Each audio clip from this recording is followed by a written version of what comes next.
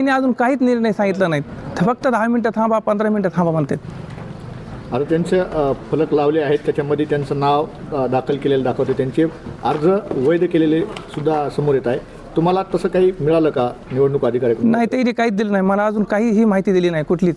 तुमच्या आक्षेपावर काहीच उत्तर दिलेलं नाही. नाही, असा प्रॉब्लेम आहे की ज्या फॉर्मवर त्यांचे गुन्हे दाखल लिहायचे होते त्यांनी ते निरंक लिहिलेलं आहे. आमच्या ग्रामपंचायत सरपंच पोटनिवडणूक सुरू आहे आणि आपण उमेदवारी अर्ज दाखल केलेला आहे. तुम्ही उमेदवारी अर्ज बाकीच्यांच्या उमेदवारी अर्जावर ऑब्जेक्शन घेतलं होतं, आक्षेप घेतला होता. काय नेमकी ती प्रक्रिया होती? मला अर्ज दाखल करताना भरपूर अडचणी आलेल्या आहेत आणि निवडणूक अधिकाऱ्यांना अर्ज दाखल करते वेळेस तुमच्यासोबत कशी वागणूक केली? तुमचा अर्ज घेतला का? निवडणूक अधिकाऱ्यांनी आमचा अर्ज लवकर घेतला नाही.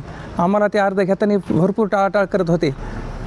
काय नेमकं त्या अर्जामध्ये प्रॉब्लेम होते? अर्जामध्ये असा प्रॉब्लेम आहे की ज्या फॉर्मवर त्यांचे गुन्हे दाखल लिहायचे होते त्यांनी ते निरंक लिहिलेलं आहे. निरंक लिहिल्यामुळं आम्ही ते म्हणजे ते फॉर्म बाद व्हायला पाहिजे होता.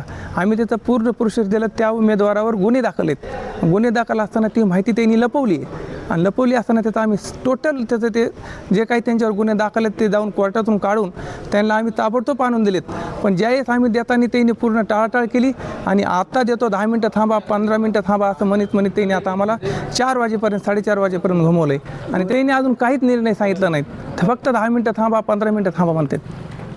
आता त्यांचे फलक लावले आहेत, त्याच्यामध्ये त्यांचं नाव दाखल केलेलं दाखवते, त्यांचे अर्ज वैध केलेले सुद्धा समोर येत आहे. तुम्हाला तसं काही मिळालं का निवडणूक अधिकाऱ्याकडून? नाही, त्यांनी काहीच दिलं नाही. मला अजून काहीही माहिती दिली नाही कुठलीच. तुमच्या आक्षेपावर काहीच उत्तर दिलेलं नाही? नाही, कोणतंच उत्तर दिलेलं नाही. यापुढे आता तुम्ही पुढं कुठं जाणार आणि कशी दाद मागणार? आता मी इथून पुढं कोर्टात जाणार आणि कोर्टातून निर्णय जे येईल ते बघू. निवडणूक अधिकारीच्या विरोधात काय आपलं नाव काय? कैलास जाधव, जळगाव. हो, जळगाव.